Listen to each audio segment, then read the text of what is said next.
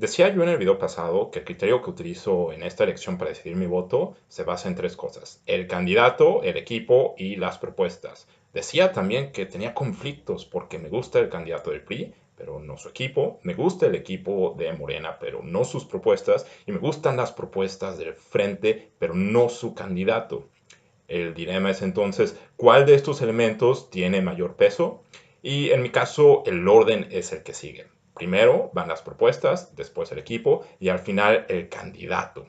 Son las propuestas las que determinan la forma del país que queremos construir, deciden el qué, pero también deciden los mecanismos, es decir, el cómo. Y ojo que no todas las propuestas nacen durante la campaña, hay varias que se van transformando en políticas públicas a raíz de nuevos contextos o situaciones imprevistas, y aquí es donde entra en juego el equipo, porque son ellos quienes van detallando estas propuestas que se consuman a lo largo del sexenio. Creo que un buen equipo es capaz de generar buenas propuestas, pero también de reaccionar correctamente ante las eventualidades. Y es importante mencionar que se requiere esta habilidad para implementar, porque si no las propuestas se quedan solamente como buenas ideas. La razón por la que pongo a las propuestas antes que a los miembros del equipo es porque creo que un buen equipo también es capaz de implementar malas propuestas. Y en este sentido es importante para mí evaluar primero la calidad de las propuestas y obviamente la afinidad que tengamos nosotros con esas propuestas.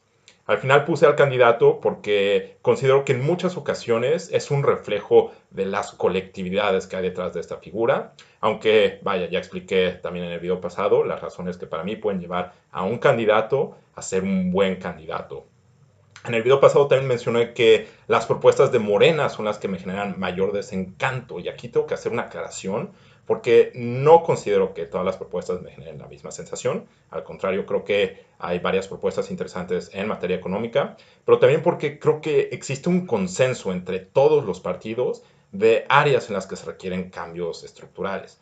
Es el caso de las desigualdades entre el sur-sureste y el resto del país, que los partidos planean atender a través de planes de infraestructura adicionales a las zonas económicas especiales, o por ejemplo el caso de la modernización de las policías que todas las plataformas han propuesto hasta ahora. Creo que es importante que existan estas coincidencias, sin embargo, sí tengo severas diferencias con lo propuesto y lo no propuesto por Morena en materia de seguridad, de combate a la corrupción y del proyecto de desarrollo a largo plazo. Esta es una primera barrera a la que me enfrento para otorgarle mi voto a Andrés Manuel. Segundo, he estado siguiendo las encuestas y aunque admito que no son un reflejo perfecto de la realidad, creo que sí muestran una tendencia poderosísima a favor de Andrés Manuel, al grado de que para mí la victoria de su partido es inevitable. Y esto es relevante porque entonces para decidir mi voto no solamente me pregunto quién quiero que ocupe la presidencia, sino qué tipo de gobierno quiero. ¿Quiero un gobierno poderoso y con mayorías o un gobierno equilibrado y con contrapesos? Y aquí la respuesta tampoco es favorable a AMLO. Primero, porque creo que ya tuvimos una experiencia de gobierno, la de Enrique Peña Nieto, con estas características de poder, y en gran medida los resultados que estamos viendo se explican gracias a la ausencia de contrapesos. Segundo, porque me parece que dentro de las facultades que tendría el Ejecutivo y su gabinete, existe la posibilidad de ejecutar cambios a través, por ejemplo, de la elaboración del presupuesto y del control de algunos de sus ramos. Y en ese sentido, en materia económica, se podrían hacer cosas sin la necesidad de contar con una mayoría en el Congreso. Caso contrario de las propuestas con las que no concuerdo, y aquí sí prefiero que pasen a través de los mecanismos de negociación y de diálogo que representa el Congreso. Por esas dos razones, el equilibrio y las propuestas, mi voto no va para Andrés Manuel, sino para quien represente una mejor alternativa de oposición. Partiendo de esta visión, me parece que el PAN tiene ventajas sobre el PRI. Creo que los recientes acercamientos de Andrés Manuel con Enrique Peña Nieto sí terminan afectando la fiabilidad del PRI como opción de oposición. Y sinceramente, en mi caso, los escándalos de corrupción de la presente administración cruzan un umbral de aceptabilidad del PRI como alternativa de gobierno. Finalmente, como mexiquense, habiendo vivido los últimos 15 años de manera consciente los gobiernos priistas, no puedo sino sumar más puntos a mi desencanto. Es decir, en pocas palabras, Aunque el PRI tenga el candidato con el perfil más atractivo para mí, creo que el potencial de oposición está mejor medido por el equipo, que en este caso es el partido.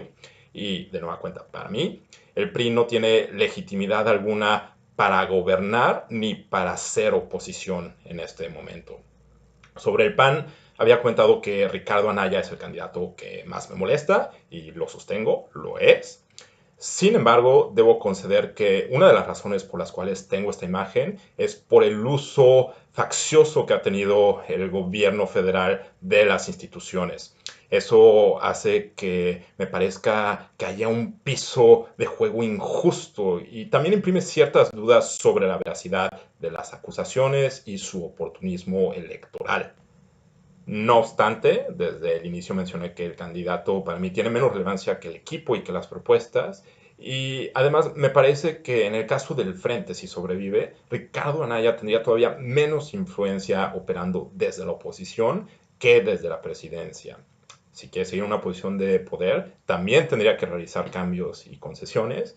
Y finalmente dije que varias de las propuestas del Frente me agradan, como el ingreso básico universal, y me parece que estos partidos harían bien en retomarlas desde la legislatura. Creo que es posible y que se podría conformar una posición de alternativa si deciden darle continuidad a estas iniciativas. Por eso mi voto va para el PAN y para el PRD. Lo último que subrayo es que tratar de fundamentar y explicar mi voto se me hizo un buen ejercicio y una manera enriquecedora de participar más allá de simplemente llenar la boleta.